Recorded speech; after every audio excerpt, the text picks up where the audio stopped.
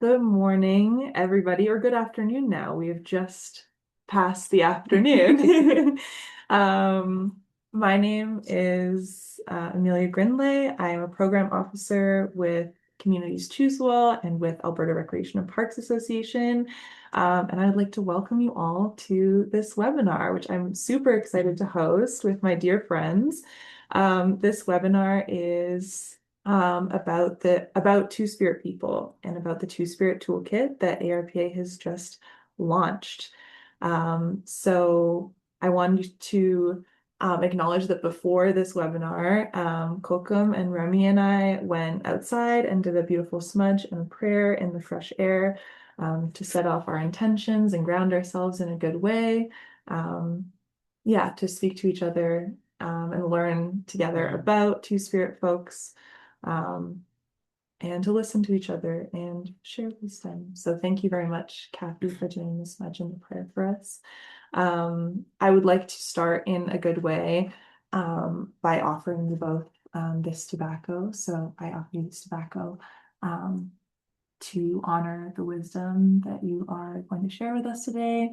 I know you'll be talking a lot about Two-Spirit folks, not only from your knowledge as a Kôhkom, but also from your personal experience. And I want to thank you for that. Thank you. And to you as well, Remy. Thank you so much for being here. Thank you for inviting us. I'm so happy to have you both here. So yes, usually for webinars and to start off things in a good way, we do land acknowledgements, but I do also know from having relationships with Kôhkom and with Remy that sometimes we're not always a fan of land acknowledgements or the way that land acknowledgements can sometimes be done.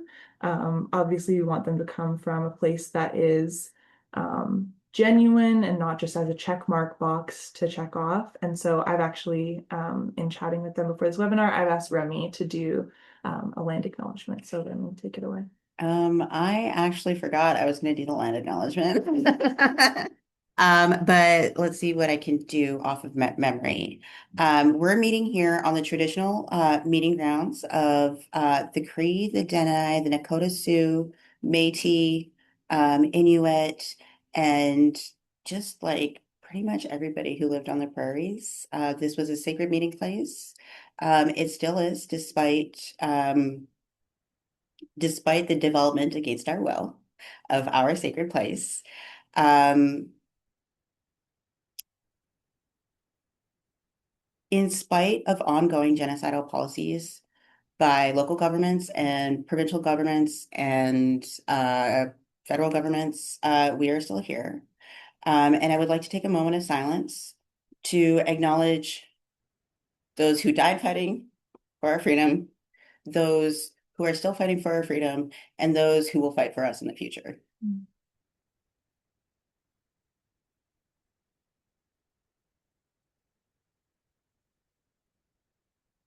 Okay, and then if you're not here in Edmonton, please find out whose land you are on. Yes, there's lots of good resources to find out whose traditional lands you reside on currently. I also would like to acknowledge that I'm a settler here. I have settler colonial heritage, and I feel very grateful to be a guest here in amiskwacîwâskahikan. So yeah, like I mentioned, my name is amiskwacîwâskahikan. I'm the program officer of healthy eating and engagement with Alberta Recreation and Parks Association and Communities Choose Well program. Here with me today for tech support and help with moderation is Madison Drader. Thank you so much, Maddie, for being here. Maddie is the program officer of education and allyship, and she helped me to prepare a lot for this webinar. So thank you, Maddie.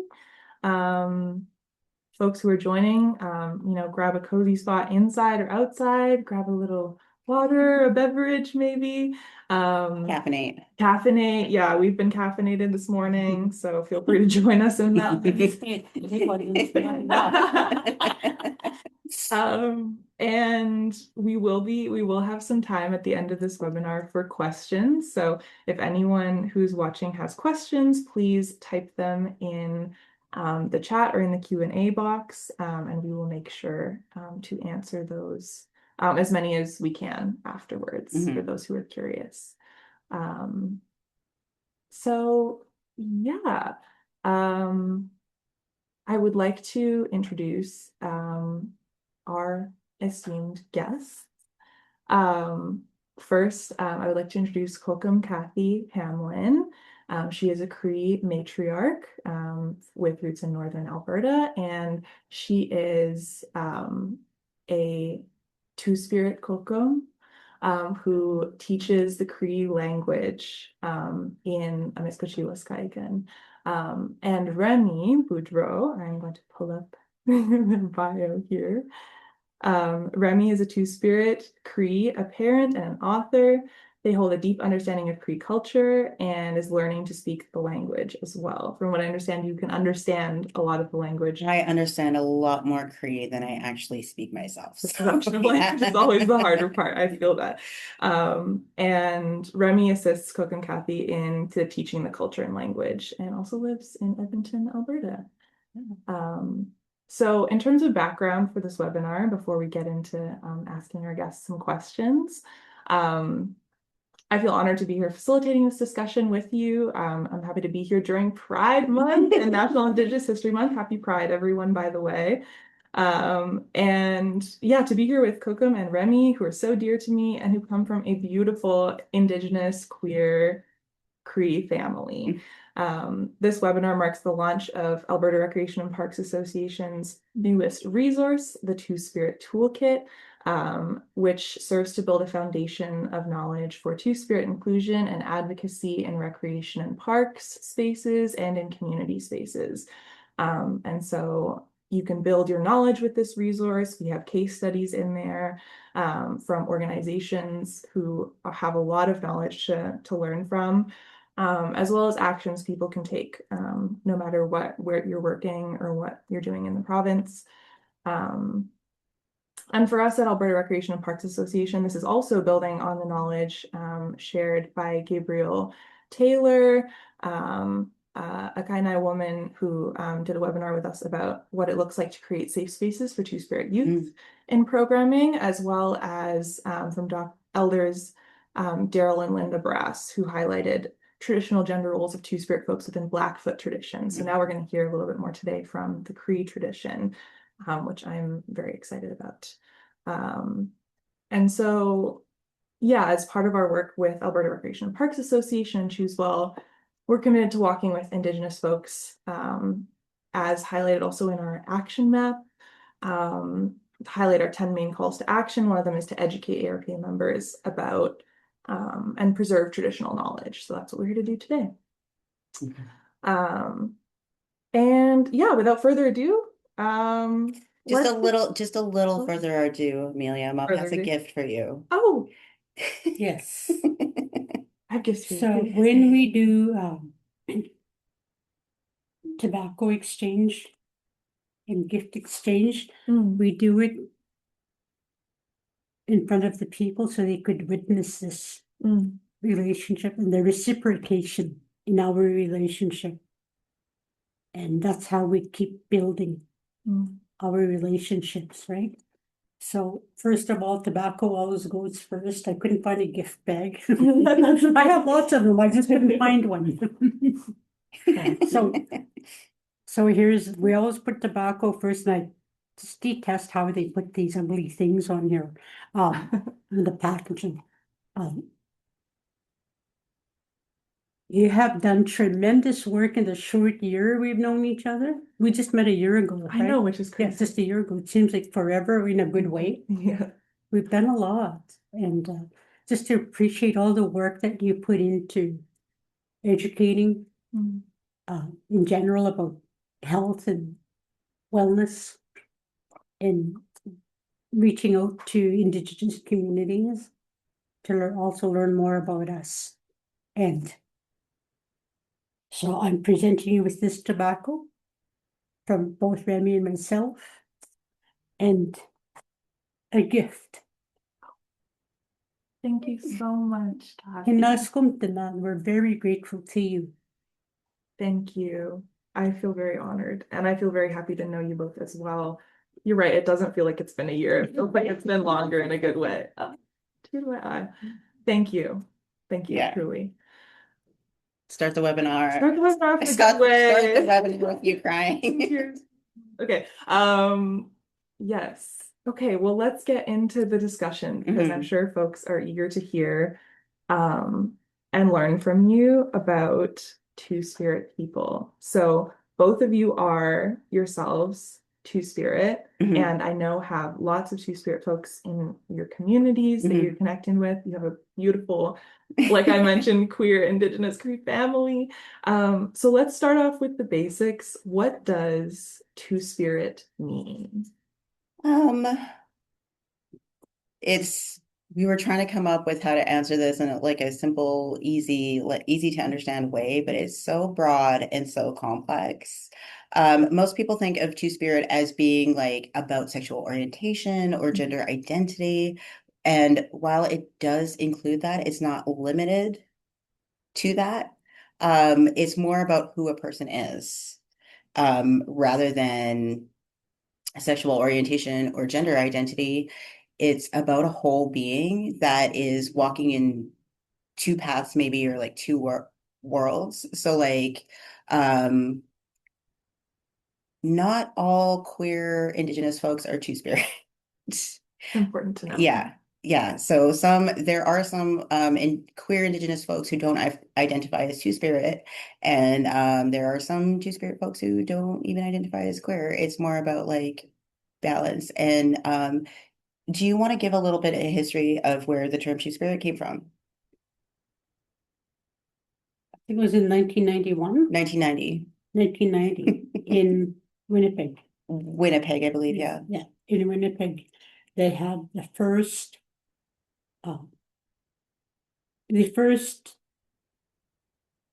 national gathering of queer folks. And this is Indigenous queer folks. Yeah, Indigenous queer folks, and our friend Quinn Wade relayed this information to us, because he was one of the people who was there at the time, and that's where the term Two-Spirit came from. They came up with it by consensus. Yeah.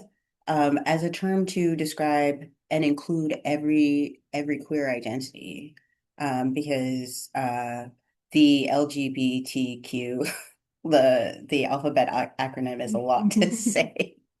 But every letter in that acronym is important, and we do not exist without each other.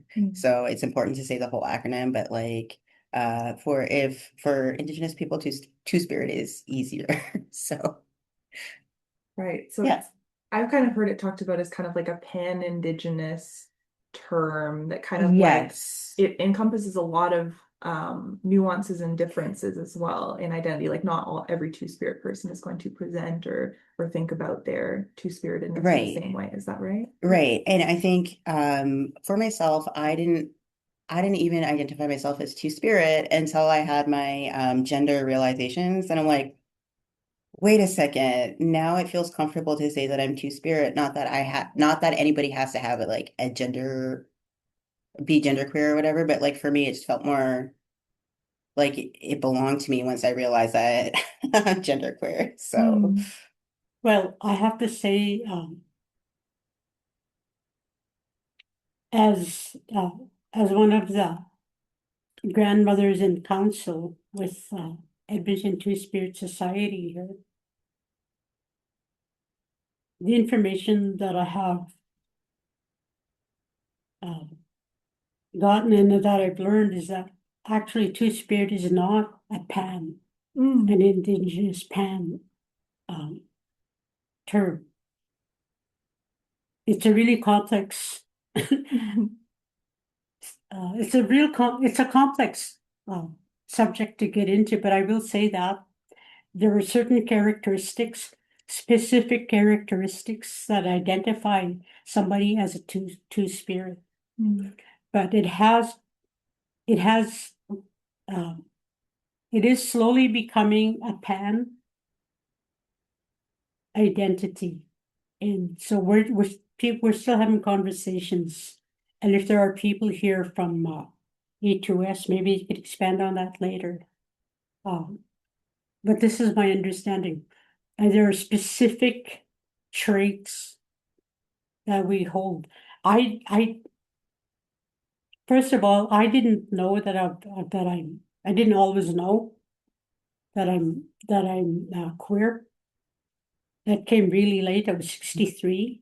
And then people start saying, oh, Two-Spirit. And I was invited to sit on the council of E2S and then E2S plus. And like Remy said, I thought the idea of being a Two-Spirit, well, I had a pretty good idea already based on my teaching, my background growing up. And so I never considered myself one. However, people that I hold in high regard at the Edmonton Two-Spirit Plus Society declared me a Two-Spirit. They claimed me as their own. And remember that day, Remy? I just looked at Remy and they went, they're inviting me to their Two-Spirit event. And they're calling me Two-Spirit. I was like, yeah. So anyways, that's those are the kind of topics. If you wanted to explore further, it is best to attend some of the sessions that Edmonton Two-Spirit Plus Society offers. And that was just like the barest minimum we can tell you. There's a lot of, it's hard to find one term that encompasses all of the complexity that is, the range of Two-Spirit identity that's out there for sure. And I even in making the resource as well, finding a way to condense it into kind of like a definitive way was a bit of a task. Yeah, and you did a great job. The tool is like very comprehensive. And Edmonton Two-Spirit Society definitely helped with that too. They're featured actually in the resource as well. So we definitely encourage folks to check out the resources that they have to offer. So my next just clarifying question before we wrap up the what is Two-Spirit is, can non-Indigenous people be Two-Spirit? No. No. Because the Two-Spirit identity is very closely tied to spirituality and like roles in community and stuff. And while a lot of Indigenous communities welcome white people or non-Indigenous people to participate in certain stuff, you cannot be Two-Spirit because you are not Indigenous. Just like I can never claim to be, well, I could claim, but it wouldn't be true, to be the descendant of Anastasia Romanov. Right. So it's an identity that's deeply tied to the cultural and spiritual practices in Indigenous ways. Good to clarify in case anyone's wondering. My next question that I have for you both is, how are modern Cree people reclaiming traditional Two-Spirit roles and perceptions? Well, first of all, we're drawing from our historical concepts, going back and looking at how we were perceived and what our roles were, and then bringing that forward. And of course, as we go along, we're learning more and more, and we're going, oh my gosh, we also have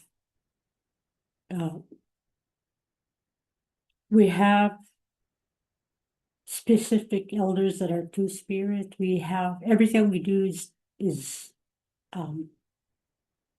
about being a Two-Spirit and learning more and sharing that to people. Oh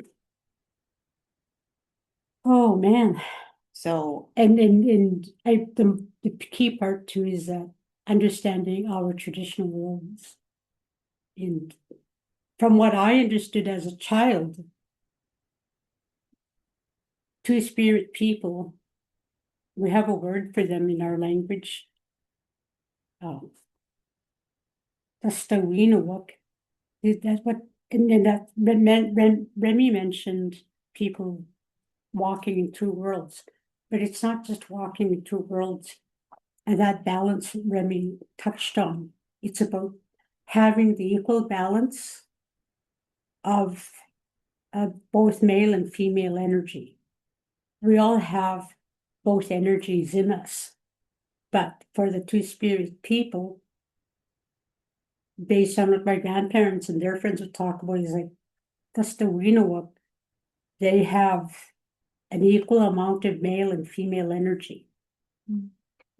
So they had extra gifts.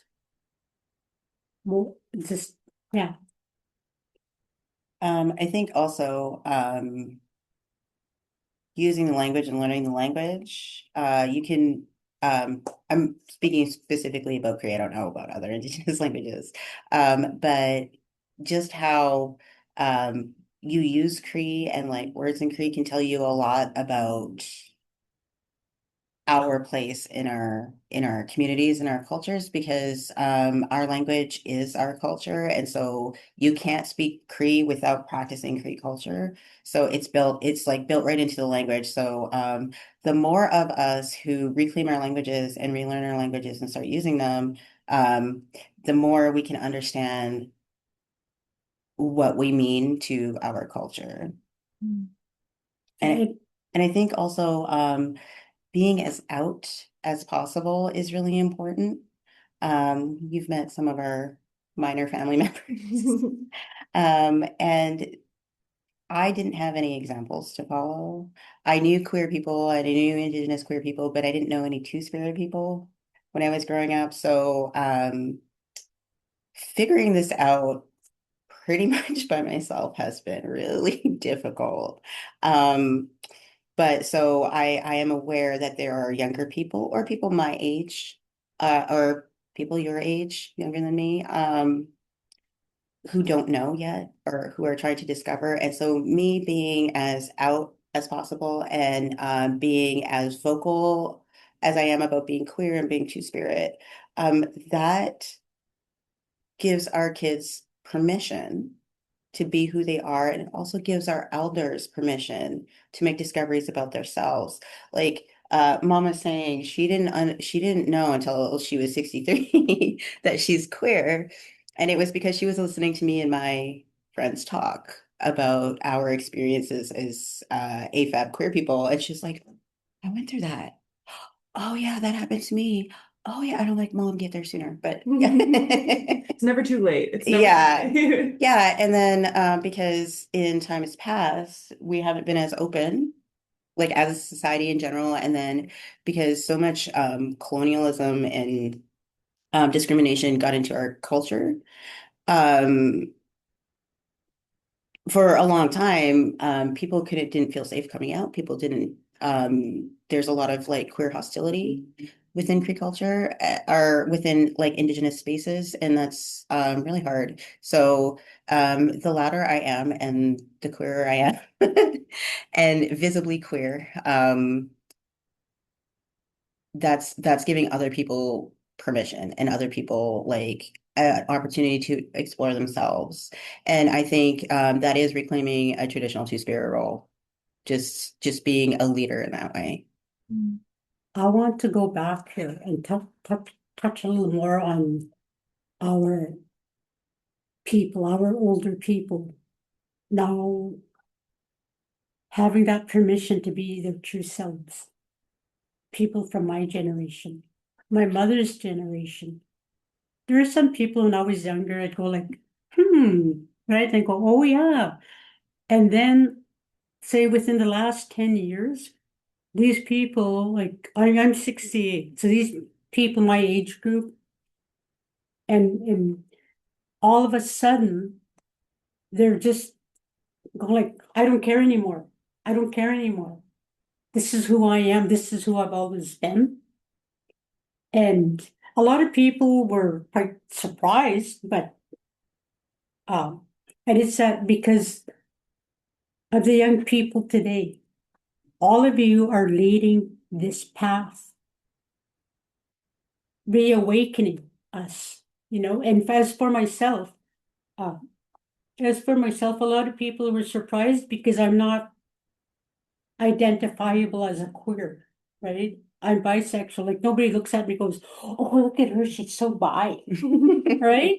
Well, the colors you're wearing today. Well, A little bit I do wear these colors anyhow, but I never thought related that to, to my being bisexual.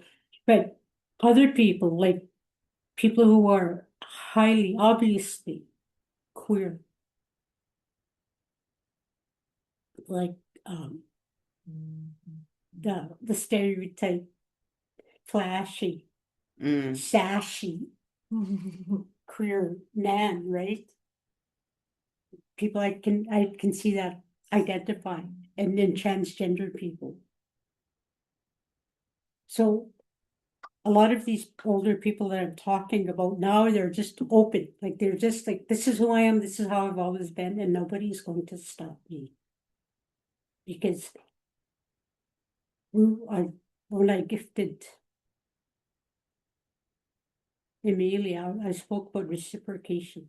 So you young people are learning from us, whoever your elders are, whatever culture, whatever ethnicity, you all have elders, and you learn from them. And then the reciprocation is we are learning from you. Like Remy said, I was paying attention to what Remy's conversations online, and when they were Facebook somebody, right, FaceTime somebody, and I just go like, wait a minute. So as for myself, if I had known way back when I started having these feelings about other women, other females, and if I had known I'm bisexual, I would have been wide open about it. So, yeah. Oh, that's really beautiful. I love the story of, because I feel like a lot of people think of, the elders or the grandmothers, the Kôhkoms in communities, the Nosums, like passing down knowledge that way, from the older folks in the community to the younger folks. But it can happen totally the other way too, where, it's a reciprocal relationship, like you said, you're learning from each other. It's really beautiful.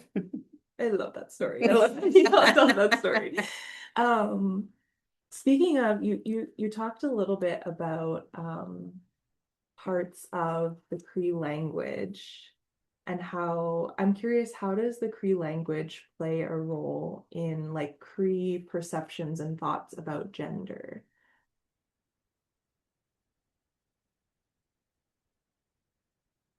We don't have gender. Our language is not gender-based. Our pronouns don't have a he and she or she. It's Nia, me, Kia, that's you, and we, this person here, them, they or them. Okay? And everything else revolves around that. Our whole language structure is revolved around who is speaking, who is being spoken to, who is being spoken about. That's it. It's relational rather than objective. And I'm not saying objective languages are bad, because obviously I speak English. English is objective.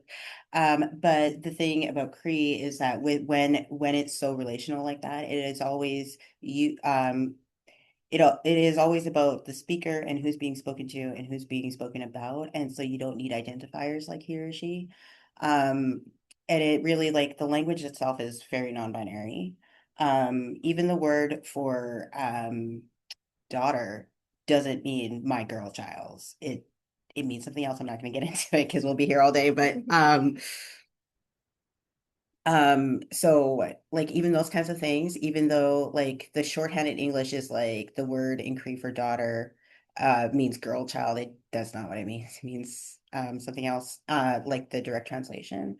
So I think when you learn Cree and you start thinking Cree, which I'm really working on, it really makes you think of who everybody else is in relation to yourself and who you are in relation to everybody else. And it really like centers you in community, and you really think about who a person is rather than your perception of who that person is. So, and further to expand on what Remy said about, I'll say it because it's really important that people understand this. I'll use two words. One of them is no sim, my grandchild. look at Amelia on the screen. It's fine either way. That's okay. No sim is my grandchild. It doesn't mean my grandson or my granddaughter. So a good 85–90% of our language is non-gendered. And Remy mentioned the word for my daughter, Nita, and this doesn't mean my girl child or my female child.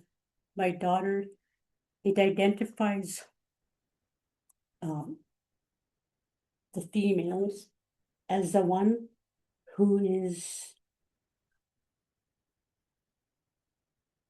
who carries, who ensures my DNA gets carried through. That's one example. And when I'll use another word that I like to use, and that word itself comes from the word nita, amiskwacîwâskahikan, and that means my great-grandbeing, my great-grandfather or my great-grandmother, and we would address each other, like Remy's children would, and my mother would address each other as that, and what they're doing when they address each other in that manner is that they're acknowledging they are each carrying or pulling the other's DNA.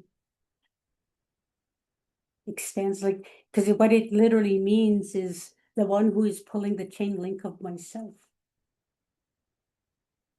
You're just It's really cute. I know. I just love people's reaction. Yeah. And speaking of people's reaction to, to learning more about sort of the intricacies of Cree language, what have been some of your students' reactions to learning about, for instance, something like the fact that there's really no gendered pronouns in the Cree language at all? Well, for the last 8 months, we've been teaching for E2S, and so it tends to be lots of queer people in the room, and which is just a pleasure. And when we first said like it's a non-binary language, people thought we were joking because I joke a lot about being queer, and then as you've seen from my email sign-offs. More on that later, maybe.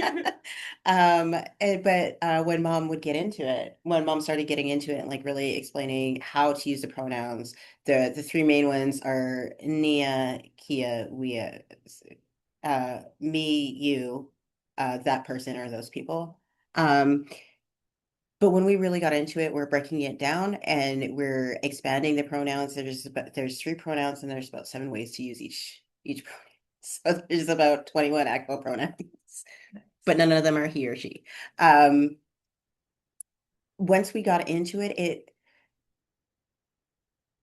there was a moment you could see it when they got it and when they understood how truly non-binary it is and like non-gendered, and just like first that dawn of realization, and then just like a flash of joy because they don't have to struggle to identify with themselves in the language. The language already sees them for who they are. Do you feel like that's Yes. Yeah. I'm just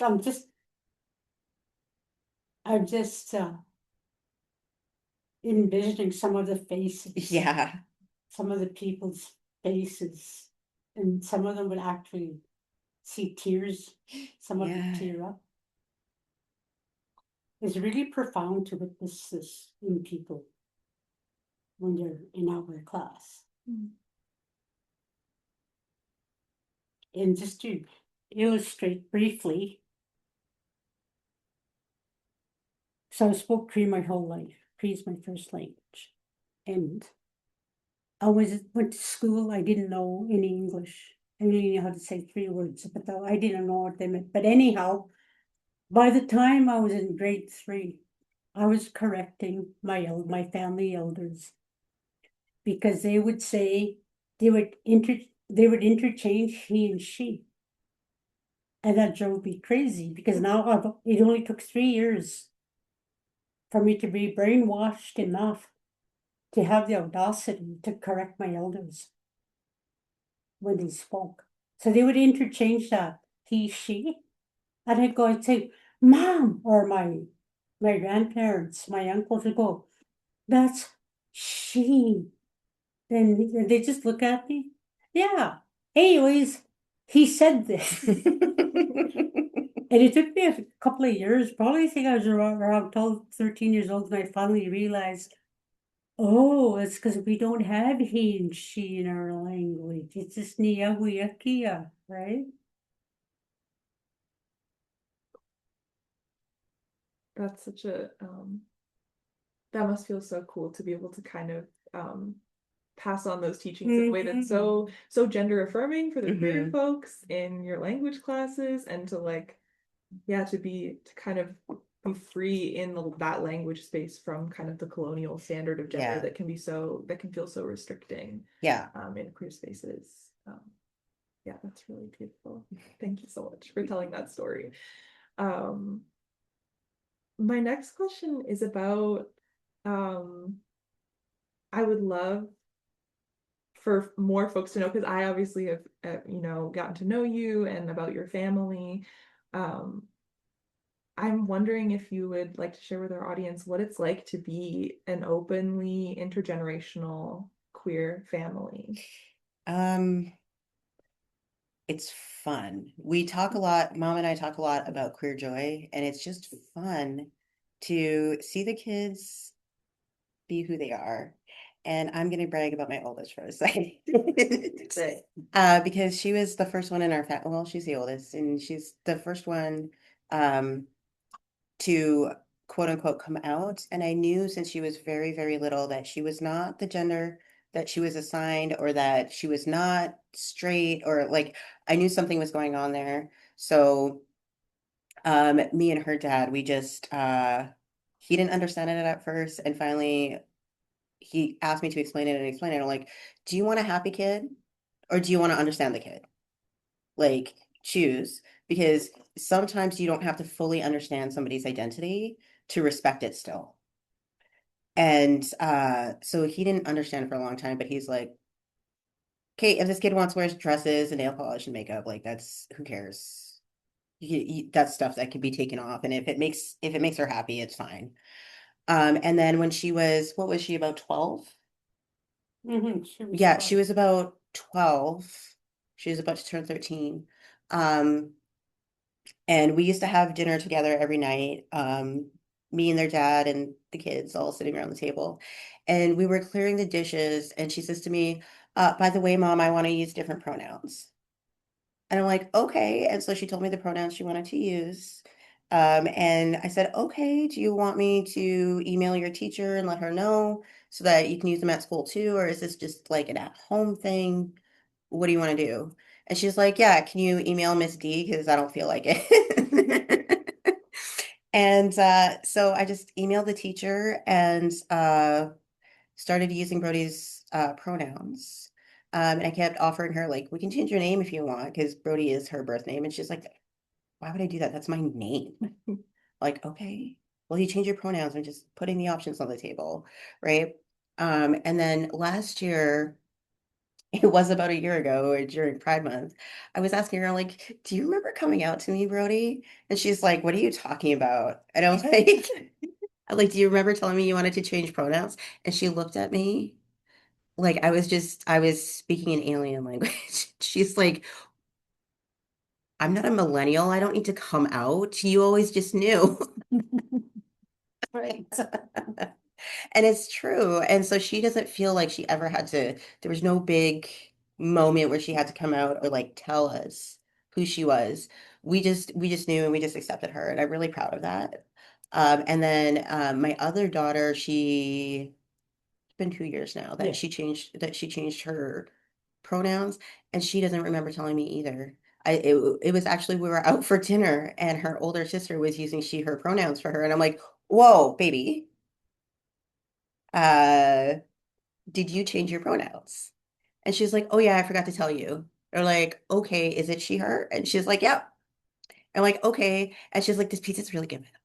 I really love the pizza here. And I'm like, okay, okay. And for me, I remember those moments, but they don't. Um, because it is not a big deal for my kids to be queer or to be two-spirit or to live their lives outside the box that like colonial perceptions of gender and sexuality want to put them in. So like I'm really proud of that. They're so weird because my oldest just turned 20, my middle one just turned 18, and my baby's 16. So they're in a phase where they're like really weird, but they're like really out. And then I think the other day my youngest daughter asked me who Marsha P. Johnson is, and I'm like, Let me tell you. I will tell you about Marsha P. Johnson. And so it's just I really love having like the openness and going back to the thing where people my age are teaching people who are older than us that it's okay to be queer. I didn't realize like the gender identity for me is really, really new. It's only about 3 years. And I learned because I made this discovery about myself because I was learning as much as possible so I could be a good parent to a genderqueer kid and so that I could understand. And then stuff just started resonating, and I'm like, whoa. And so me and my friends joke a lot, like I used to be a really fierce ally. And the ally to queer pipeline is so real. Yes. Yeah, mom was a very fierce ally until she was 63. It's relatable for me as well, you know? There's a lot of the queer community that's been there for sure. Well, and that's so cool that like there's the parallels there between like you realizing your identity because of Remy and you Yeah. realizing yours because of your kid. Yeah. Those kind of those gifts. And it's not all my grandkids, all of my grandkids, All 7 of them. all 7 of them. That's awesome. Yeah. And yeah, it's not, well, you met A 2 couple of of them. them, yes. Yes. And so the struggles that my grandchildren have, their personal struggles, has nothing to do with their two-spirit identities. It has nothing to do with it. With that, within that frame, the struggles that they have about being two-spirit and queer kids comes from the outside. And the struggles that they do have, like we're mentioning, bringing up Remy's oldest again, is that like for her, a lot of the struggles that she has, her life struggles, would come from her her medical conditions. A lot of because she spent for the first about, how old is she now? 20. She just turned 20. Yeah, she just turned 20. So it's like the first 15, 16 years of her life. She spent about 60%, 60 to 75% of that life in ER. Yeah, she is very sick, unrelated to like physical illnesses.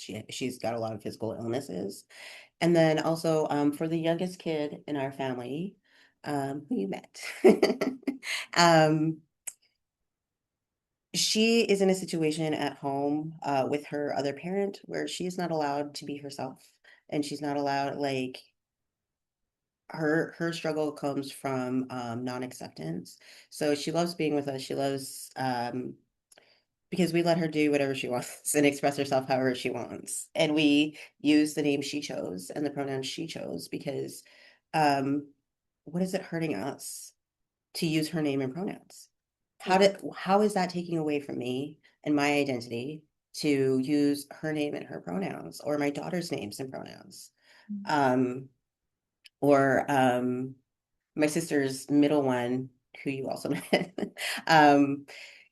for a while she was experimenting with pronouns, and so like every other week it was like different pronouns and we couldn't keep up, but we tried to keep in mind what are we using this week so that like it costs nothing to respect a kid's identity, and when they're kids, let them experiment, let them figure it out, let them try out names, let them try out pronouns, let them experiment with identity when they're young, and there's no consequences. There should not be consequences to trying stuff out when you're that young. And unfortunately, this youngest child does get a lot of consequences for trying to express herself at home. So we have to be the safe space for her. And I don't mind because why wouldn't I? Why wouldn't I? And like we didn't understand as much about like gender identity, like queer gender identities and stuff when I was growing up. But if mom knew as much as she knew now, she wouldn't have cared how I expressed myself as a kid. She didn't anyways when I was growing up. I could wear whatever I wanted. I could have changed my name if I wanted to, but like, so why would I do that for kids who are figuring themselves out? And like maybe a kid tries different pronouns and a different name and they go back to their original pronouns and original name, and that's okay. It's experimenting. It's like experimenting with styles. I went through a goth phase. I went through a punk phase. Like, All been through phases. yeah, yeah, just let kids experiment. And that's my philosophy as a parent. And the result is I have children who are very confident in their identities, and I have kids who confide in me, like my sister's kids, who confide in me and ask me questions about identity and like tell me things that they're going through because they trust me and they love me and they know they're safe with me. And that's the most important thing. And there is a huge difference between accepting someone's identity and loving them for who they are. I can accept you for let's say you're a Swiftie. I can accept you for that. But if I am not listening to you tell me about the genius of Taylor Swift, I don't know who she is, but like I'm aware of the cultural conversation. That she's a lyricist and here's your favorite song and this is why it's your favorite song. If I'm not listening and being interested in it because you're interested in it because it's important to you, that is not acceptance. That is only acceptance, that is not love. And we accept and love our kids, and we accept and love each other. Mom and I live together, and the way we bug each other about crushes, like fictional crushes and stuff, because we watch a lot of TV together. The way we tease each other, it's really fun. And the way Mom will ask me a lot more questions because I'm more educated on like queerness and identity and stuff. And when I informed her that like, hey, I'm going by Remy now, and my pronouns are they, them, she's like, okay, they, them, Remy. And there was a silence. And she goes, can I still call you your childhood nickname? And I started crying. I'm like, of course you can, because I don't know who I am if you're not calling. And then a few months later, she was really like struggling to understand the identity. And she asked me, you're still you though, right? You're still the kid I raised. You're still the parent of my grandchildren. You're still who you are, right? I'm like, yes, all that's changed is I understand myself better now. That's it. So, yeah. Do you have anything to say on that? I think you pretty much covered it. I just want to, oh, yes, I want to point out that my youngest grandchild, it's not it's not simply about not being accepted by their other family, their other parent, and the extended family on that side. It's not just a matter of not being accepted. Those people are quite conservative. So, so that struggle comes from that end. But when she is with us, she knows she can be who she is and not to worry about. And I want to add one more thing about Remy's eldest child, the daughter. She had just changed her pronouns, and then I didn't have a struggle with it because I told her right away. I said about, like, we don't have English in our language, so that I'm 100% all right with that. I had a struggle with Remy because I'd known Remy as My birth name. as not only the name but the pronoun, right? Yeah. For 40 years. 38 years. Right.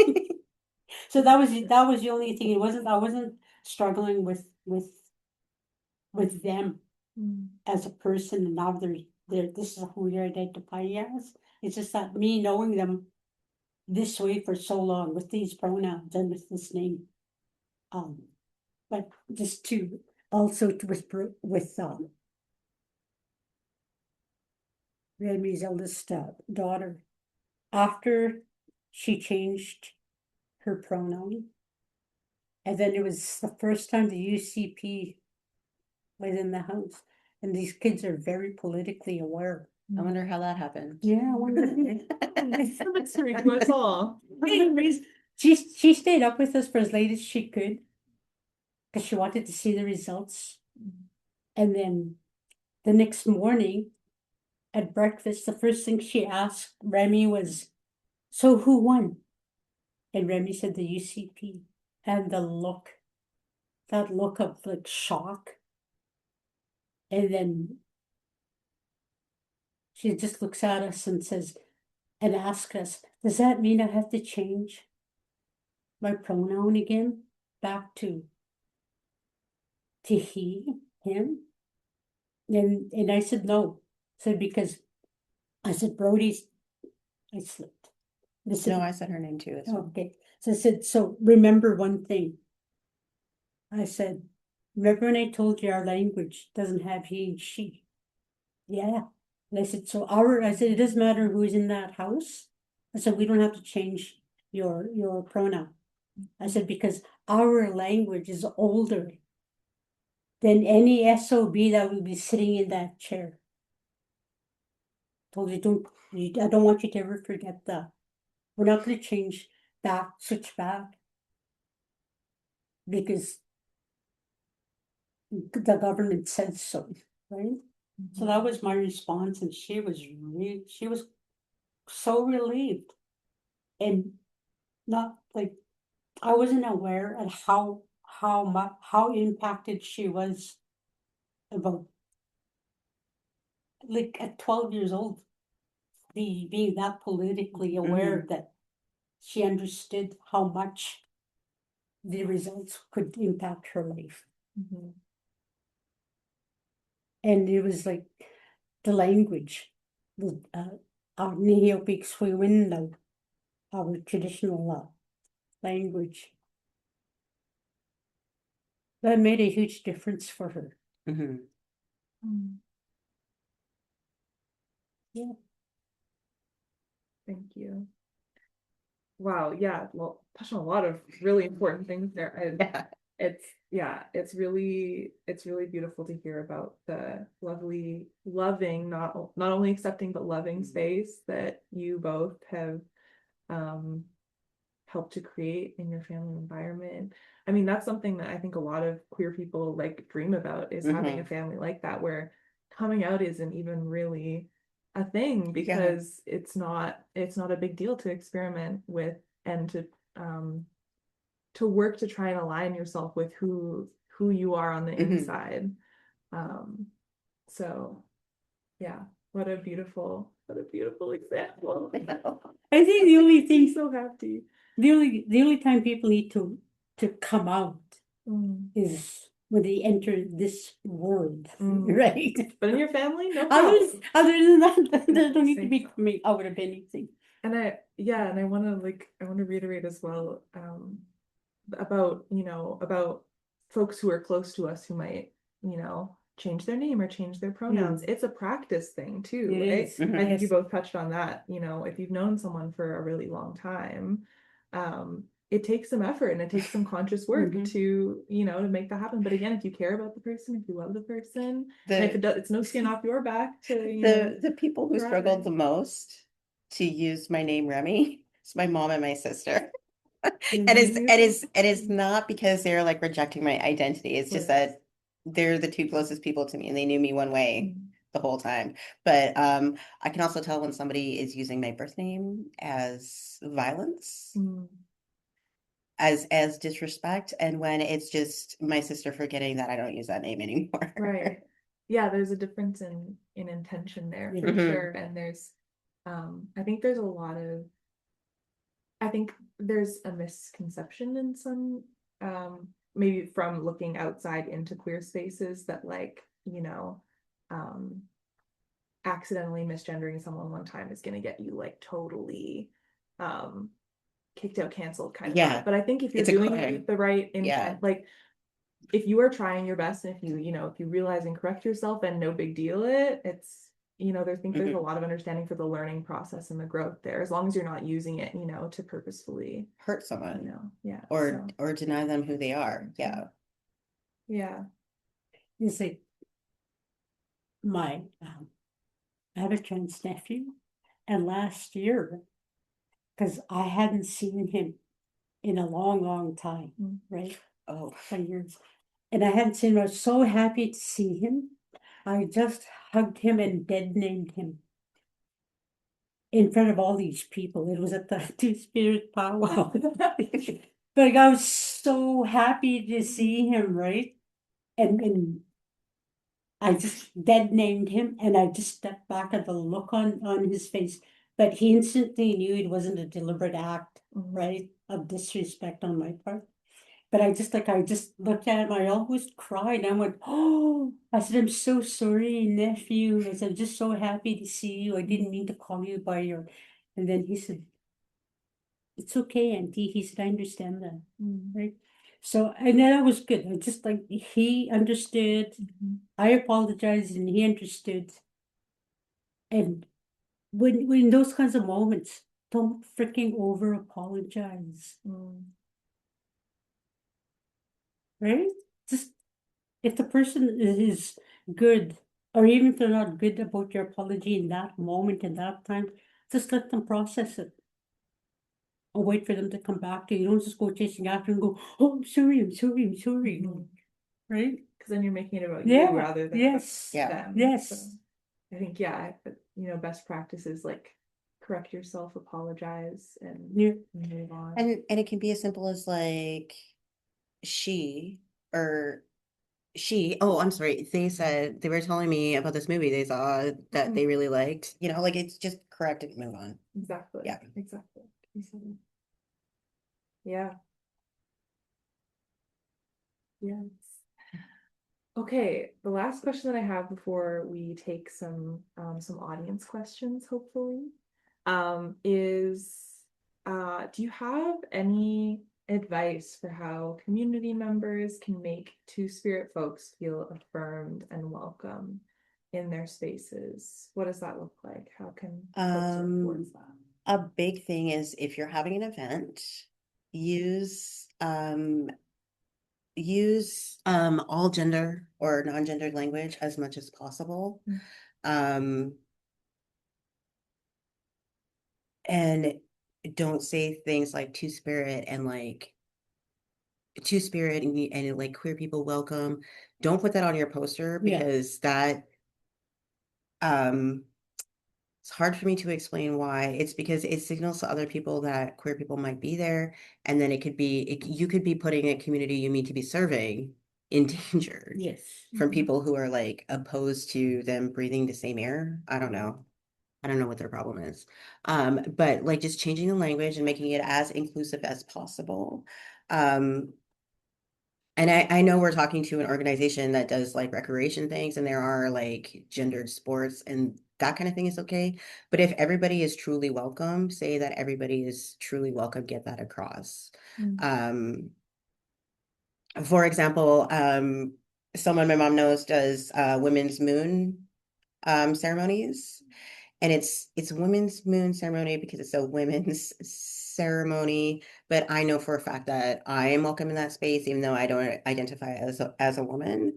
I know clearly from what it says on the poster that I can come and I can be safe and comfortable in that place. And Auntie Trudy will defend me rather than asking me to shrink myself. And why can't you just put on a skirt and go by she, her pronouns for one ceremony? Just so you don't make other people uncomfortable. It's not my job to make you comfortable. It is your job to make space for me. Yeah. It's your job to get comfortable with my existence. So using all gendered language, and also stop assuming people's pronouns. I think like as a good practice would be like when you introduce yourself, just use your pronouns. Just introduce yourself with your pronouns. Like, hi, I'm Remy. I go by they, them, and you are. And then you will say, Amelia. I use she, her. Yeah. That way, the queer person in the room doesn't always have to start off. Already, you know, I'm queer if I use they, them. But if I'm the only one saying, hey, these are my pronouns, and I'm the only one identifying myself by my pronouns, now I'm singled out. And I'm like, I feel weird, and I feel like everybody can see me, and everybody's like judging me. So especially if you're cis, please use your pronouns and introduce yourself with your pronouns, because it makes it easier for the rest of us who do need to tell people that we use different pronouns. And then, do you want to speak to the sage?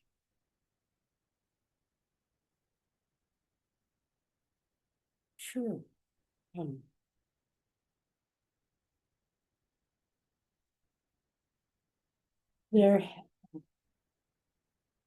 There's been a misunderstanding about different medicines, male and female energies, like that women can use certain medicines only and men can use certain medicines only because women is because male. And it's not about male and female being a male or female human beings, but the energies that we hold. The energies our spirits hold. Sage is considered a woman's medicine because of its energy. The energy, it is really complex. I don't want to get too much into it. And the best way to learn about this is come talk to me. Sit with your community. Whoever, yes, whoever is so sage is considered female energy. Sage is one of the medicines that I can use during my moon time. And for people who don't understand what that means, is during, when my 20th state cycle would You can say menstruation, where else? Yeah, okay, right. Menstruation. Or maybe you can't say it. It's my teeth. Yeah. Menstruation, and it's in our moon time, and because the teaching with that is that my energy, and this includes trans women, because they have that and the same energy. When trans women are women, I want to make that clear. Trans women are women, therefore they hold the same energy as a cis woman, such as myself. And So, it doesn't mean they're cis, I'm just saying they have the same energy, right? Is that, during this moon time, my energy levels have increased.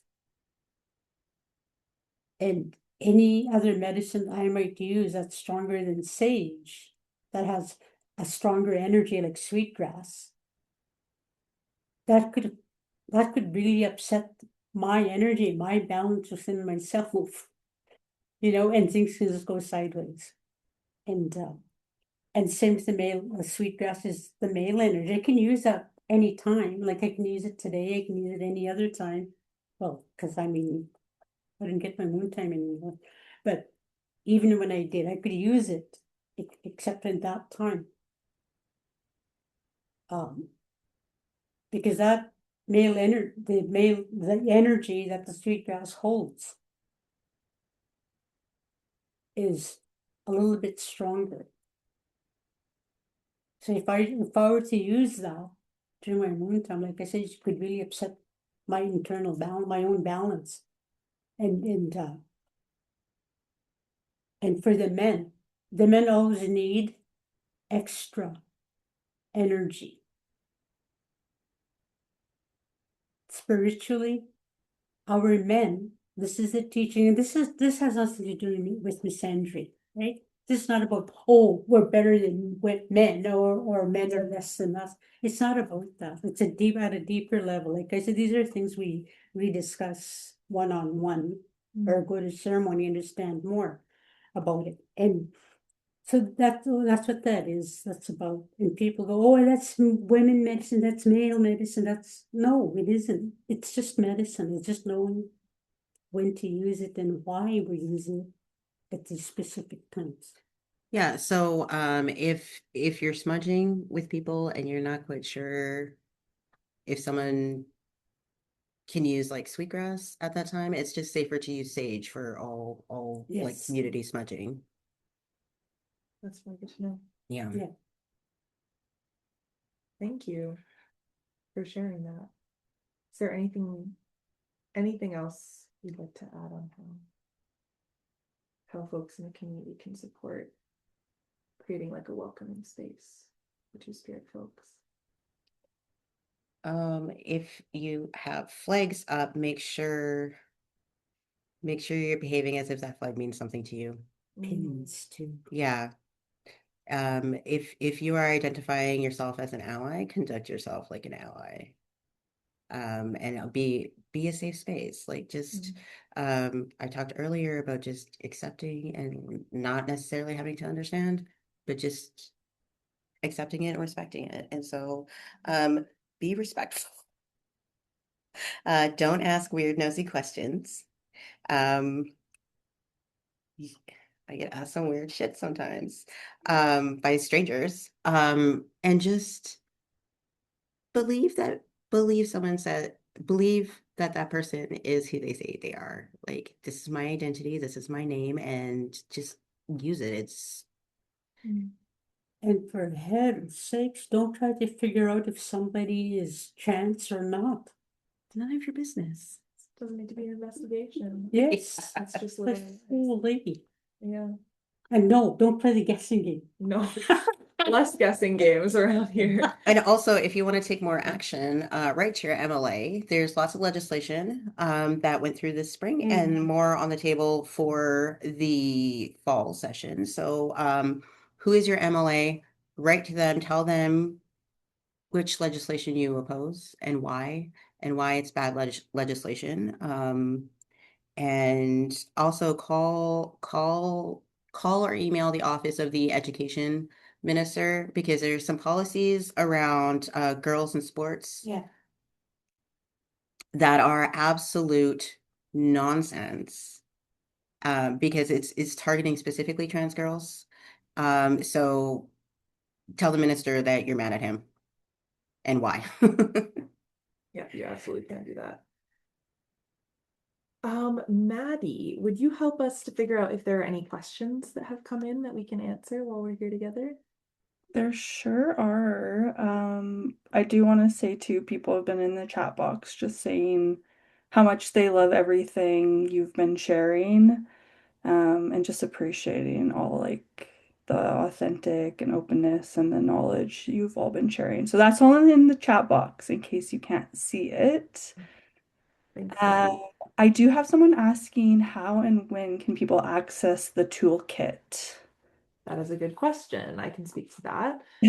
So the toolkit should now be live on the ARPA website. So if you go to the ARPA website and go to the Walking with Indigenous Communities program section, there is sort of a sub page called ARPA Resources, and it should live in that page, along with the Missing and Murdered Indigenous Women and Two-Spirit People Toolkit, along with the Indigenous Employment Toolkit, and a lot of other really great resources that you can learn from.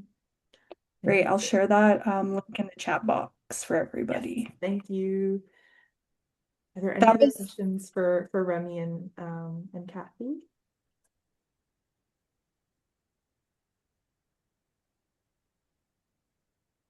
I'm going to type them in the chat.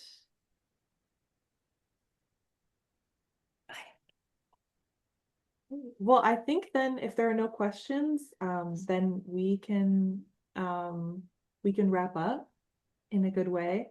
I would like to wrap up with a couple reminders, and kind of to summarize some of the conversation. First of all, it's everyone's job to be allies and to be protective of communities like the Two-Spirit communities, like queer communities. We can't take for granted that necessarily everyone else will be supportive. So creating those spaces where you are, wherever you have influence, is important. My main, I guess, reminders, Two-Spirit people are medicine. Two-Spirit people are sacred. Two-Spirit people have always and will always be here. And so find out how you in your life can play a role in supporting Two-Spirit people. The toolkit is a great place to start. This webinar is a great place to start. And I just want to thank both of you again so much for coming and sharing with us, both from, almost all from a personal, in a personal way, because you both, in addition to knowing so much about this, are also living this. So yes, thank you so much. Thank you so much for inviting us and for respecting the lived experience and also wanting to share with your organization. Yes, so we'll conclude the webinar there. Thank you for everyone for coming. And I have some gifts as well for Kôhkom and Remy, which I will give them once we have wrapped up. Thank you everyone for coming. I hope you have a great rest of your day. Oh, cool. That is so cool. Thank you, people. Thank you, everybody.